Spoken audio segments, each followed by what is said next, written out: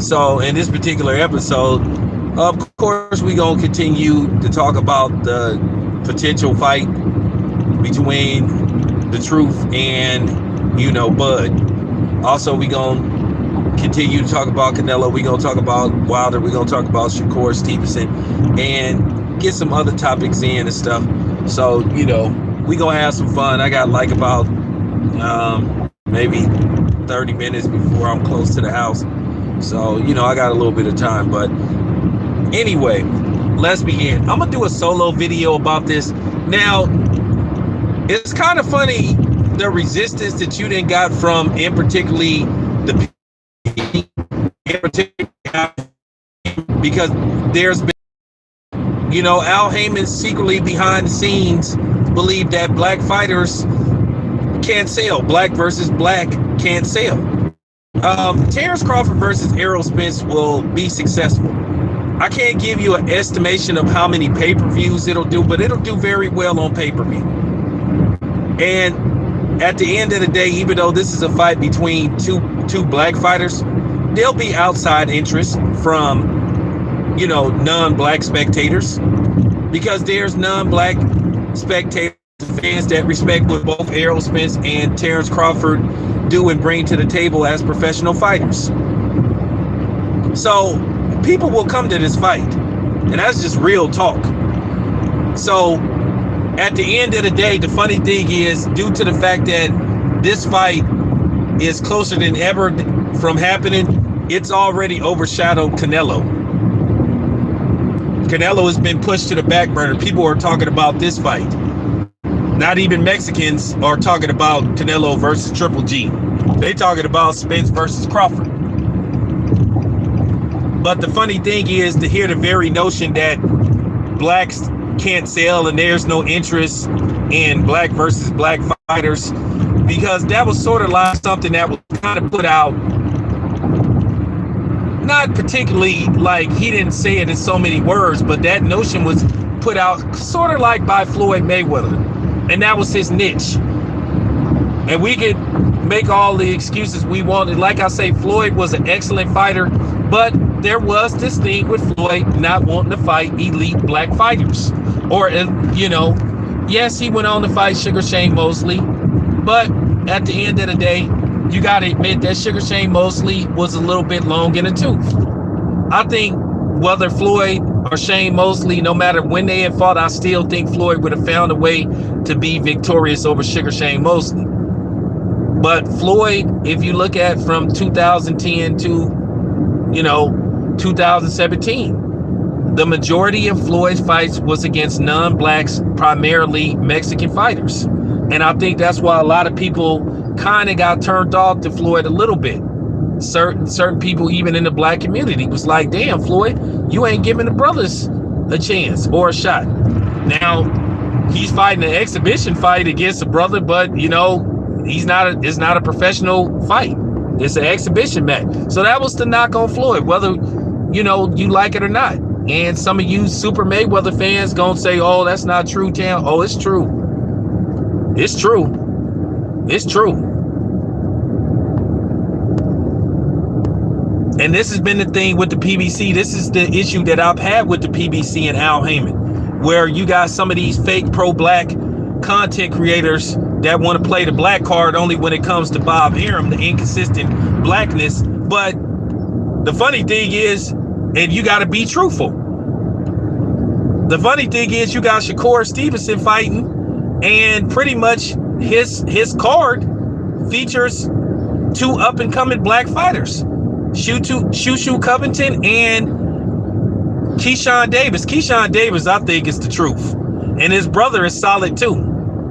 Okay, so that's funny.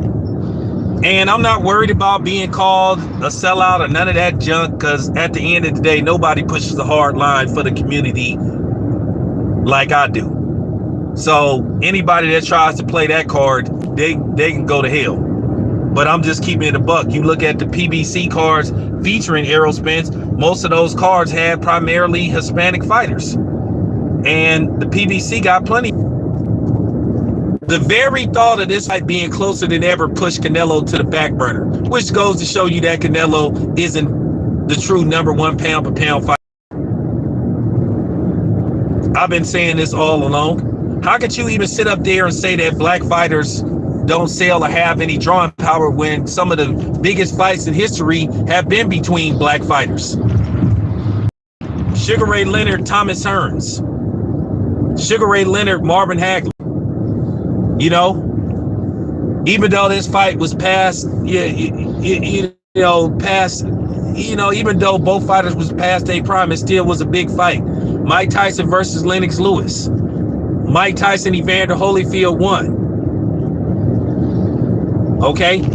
Muhammad Ali, George Foreman. Muhammad Ali, Joe Frazier. Some of the most historic fights in history have been between black fighters.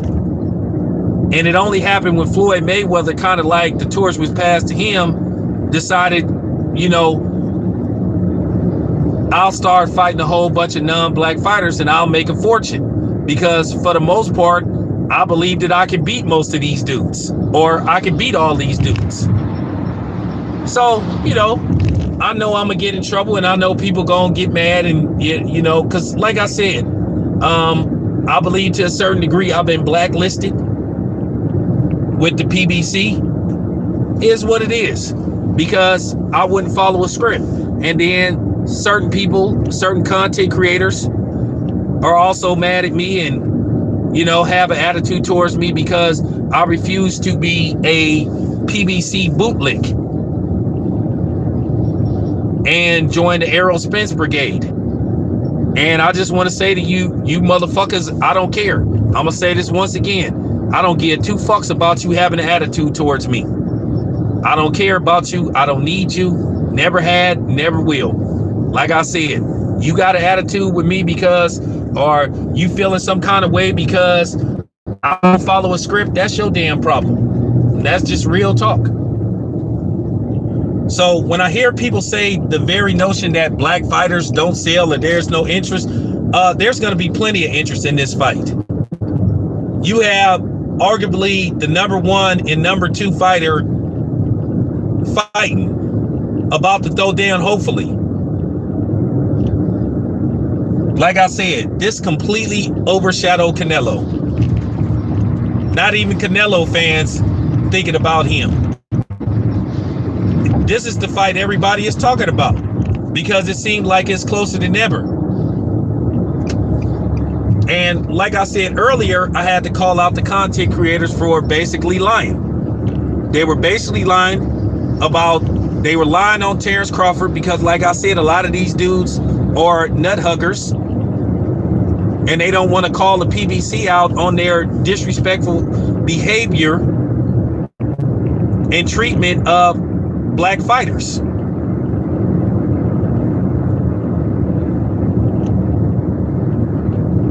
But that's fine. Like I said before, I'm gonna continue to say what need to be said. If you want to go to those channels that sit up there and suck up to Al Haymon and PBC, knowing that they've been doing a lot of black fighters wrong, because like I said, they got plenty of black fighters and they should have been getting featured on these pay-per-views. Why not? And that's just, you know what I'm saying? That's just the bottom line. That's just real talk. If I go continue to get ostracized, then so be it. It is what it is. But I'm not going to sit up here and lie.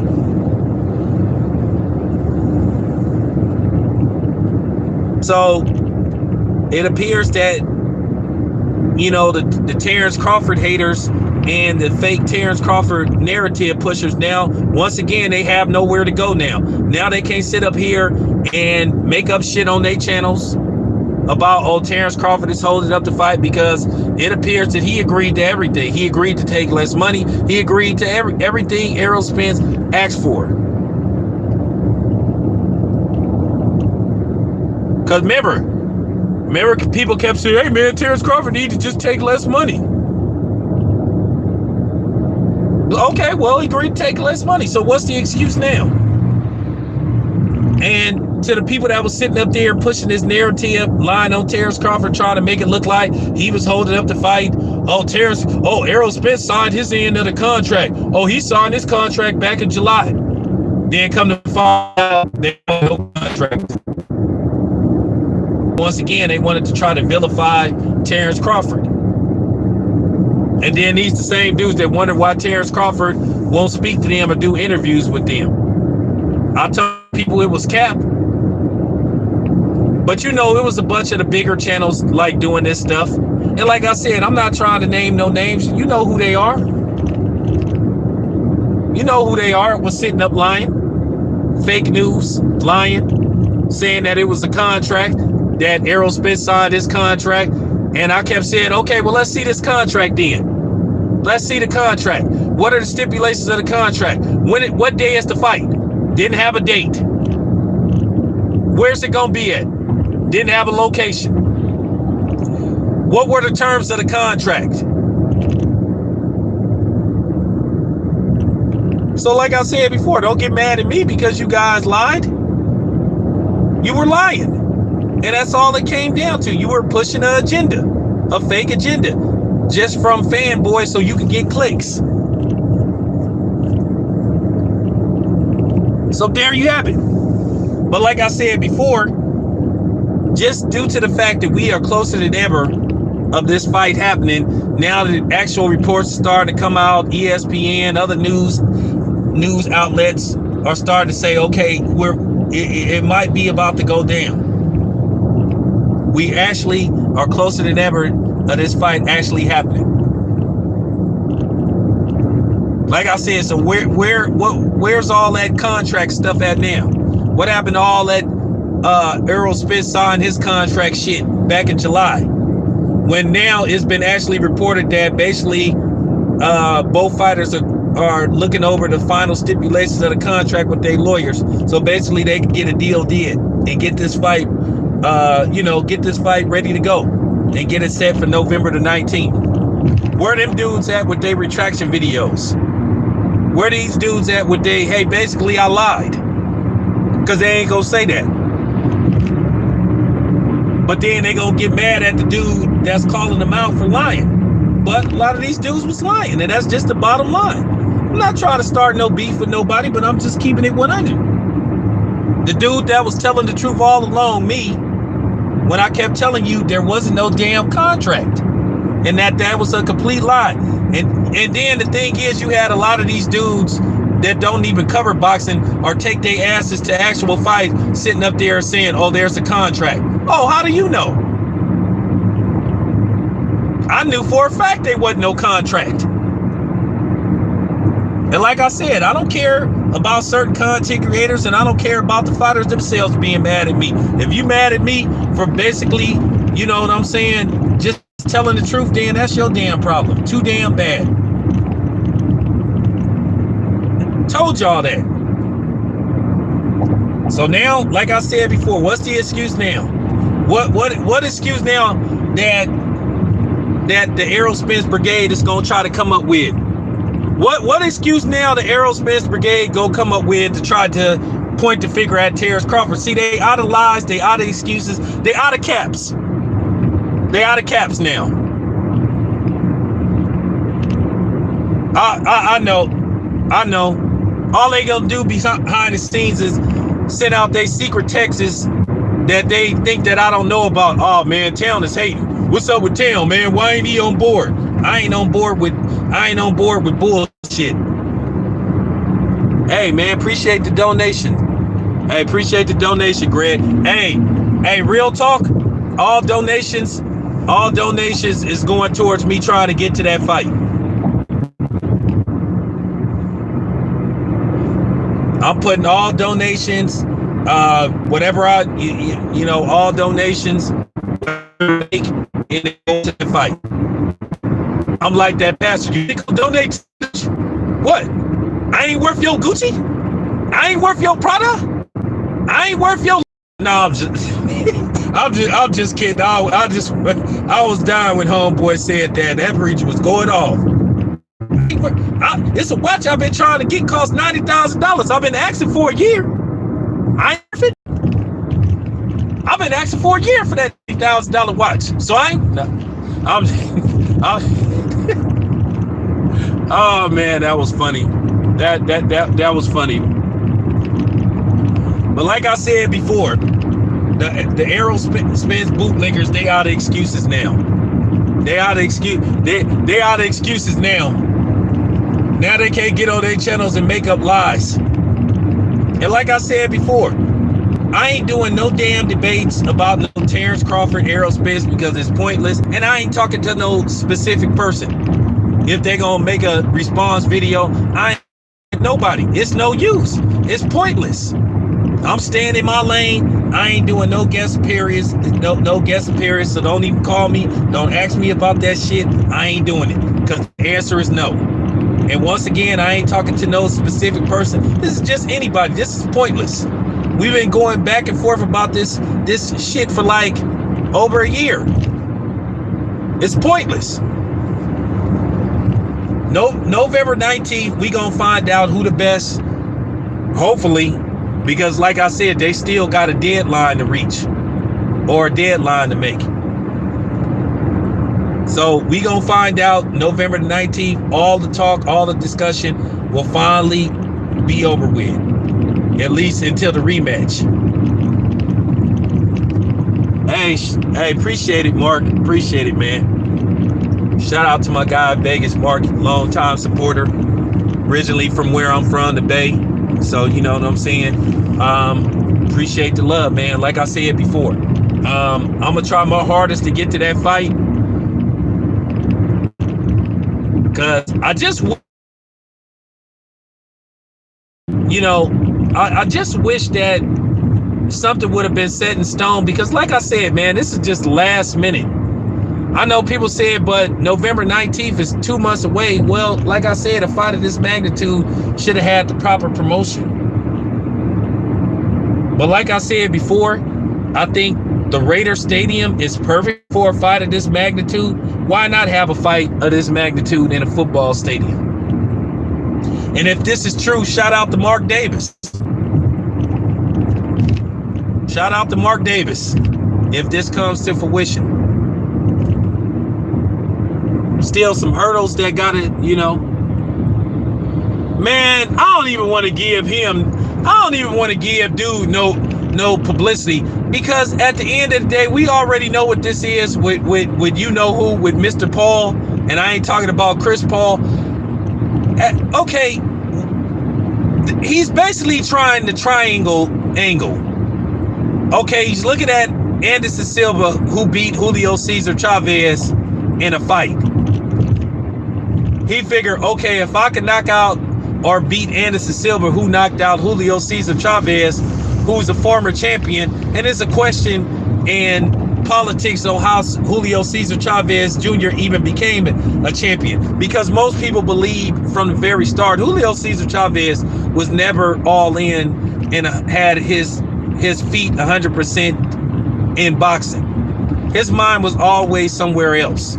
And let's just keep it a buck. But that's what Jake Paul is doing. He'll say, look, if he wins or he beats Anderson Silva, I beat a dude that beat a professional boxer. So you need to give me my props. That is the only thing that Jake Paul is trying to do. At the end of the day, Anderson Silva is what, 45 years old? He like what, 44, 45, something like that. We know he in his 40s. But that's basically what Jake Paul is trying to do. Oh, look at me. Look at me. Jake Paul is not going to get 100% props until he fights an actual fighter. I'm talking about, we want to see him fight a ranked fighter. Because after this will be fight number 6. Okay, so now it's time to fight. I'm talking about an actual fighter. As far as Tommy Fury went, Tommy Fury couldn't get into the States. They already knew Tommy Fury wasn't going to be get a license. Hasim Rahman Jr., they basically tried to weight drain the dude. At the end of the day, even though Hasim Rahman shouldn't have signed the contract, But at the end of the day, he was trying to, get what you would call at least a semi-high profile fight. But at the end of the day, they tried to weight drain him, and that's basically all it came down to. And Jake Paul looked for an excuse to get out of that fight, and that's basically what he did. Jake Paul pretty much knew that dude couldn't get down to at least be capable of fighting to his best abilities, because there is a such thing as weight draining somebody. It get to a point sometimes making weight is very difficult for you. Even though you rehydrate, you still don't have the same energy that you had trying to get down the weight. That's why they call it weight divisions, because you have to fight at a certain weight. But now Jake Paul is talking about, well, he may campaign at 185, or he may even try to fight at 175. But we'll see. I don't even want to spend time talking about this dude. All I'm concerned about is the fights that's coming up. You got Shakur Stevenson coming up next Friday. I'll be at that fight. I think this is a good fight for Shakur Stevenson. Is it a marquee fight? No, but it's a good fight for him to keep building his name and to keep his name out there as far as being one of the best fighters on the planet. But yeah, getting back to Canelo and Triple G, like I said before, if Canelo wins this fight, what's next for him? What is he gonna do? Canelo is trying to circumvent. He's trying to circle the wagon on certain fights he wants to take. At the end of the day, Canelo is eventually gonna have to fight a elite Mexican fighter, and he's gonna have to fight eventually an elite black fighter. Nobody is gonna keep going for you fighting these mediocre white boys. That's just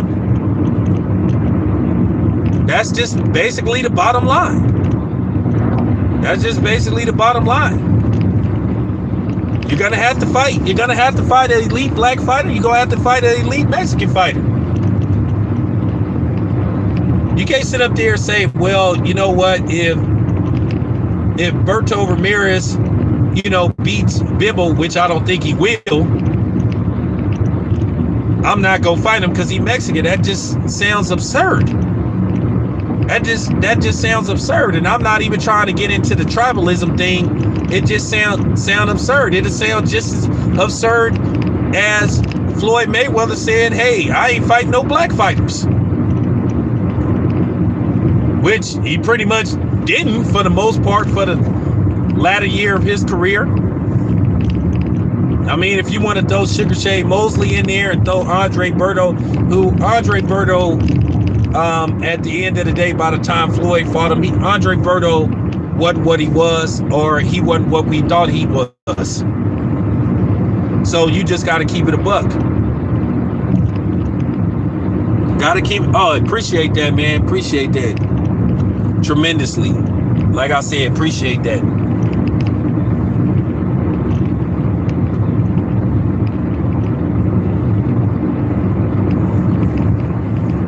But yeah,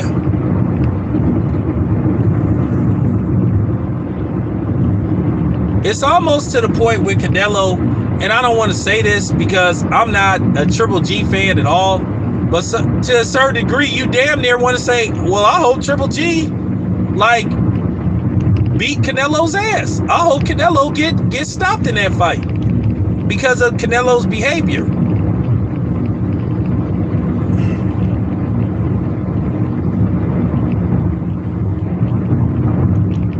I mean, Vegas Mark, to a certain, you just got to tell the truth about Floyd.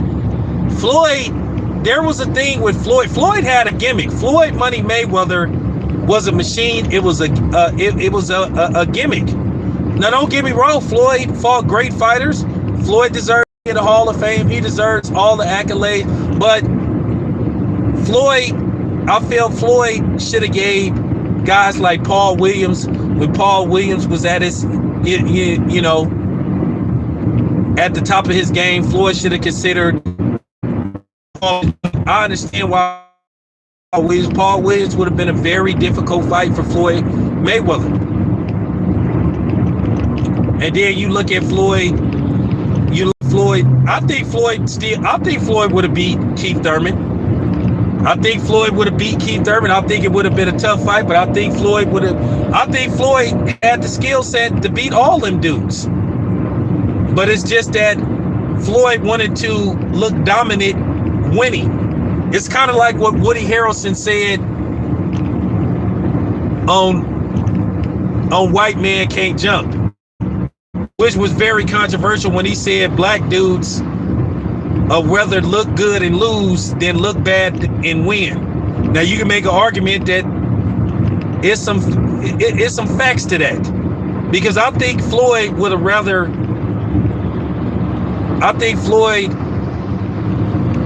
wanted to look dominant, and most of Floyd's fights he dominated. After the second round, he dominated Sugar Shane Mosley. He dominated Andre Berto. But Andre Berto had already been, he had been beat up by Victor Ortiz. He had been in some wars. Andre Berto had been in some wars. So he wasn't what he was. He had went through some wars. Now, people said that Floyd, when Floyd went to see Andre Berto versus Victor Ortiz, even though Ortiz had won that fight, people saying that Floyd would have fought Andre Berto had he won that fight. Well, we have to see. We'll never know. We'll never know, because Victor Ortiz won that fight and Floyd was the victor in that fight versus Ortiz. He stopped Ortiz. You just never know. But you just never know, because I looked at Floyd's pattern. And Kitty Porter said this about Floyd Mayweather. Me and Kitty Porter spoke about this, off the record. And all I can say is Kenny Porter stands firm on what he said about Floyd Mayweather not wanting to fight the brothers. And that's all I'm going to say. I'm not going to say what me and Kitty talked about. We got into that. We talked about everything. We had a discussion about who did we think would win out of Errol Spence and Terrence. All I can say is Kitty Porter told me some G shit. He told me a story about Terrence Crawford. So I'm just saying, at the end of the day, I would have favored Floyd against all, from Keith Thurman to Errol Spence. I know a lot of the Errol Spence son off a sparring session that nobody saw about Errol Spence, because that's another thing that they used to put, Errol Spence in high hiatus, high stature about a sparring session that nobody saw. Nobody saw the sparring session. Spence Brigade will use that ammo status that's just above cloud nine, to where, Errol Spence is unbeatable, which I don't believe that Errol Spence is not unbeatable. I believe he can be beat.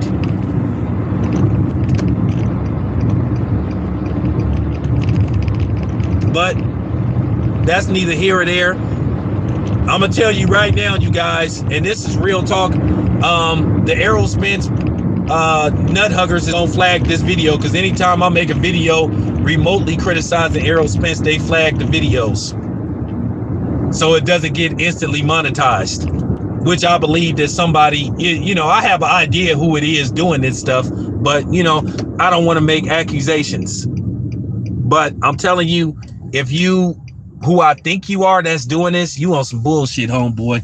That's hella weak. But anyway, you guys, appreciate the time, appreciate the donation. That's real talk. Appreciate the love. Probably be back later on. Tomorrow definitely we gonna do a live stream talking about what happens with Canelo Triple G.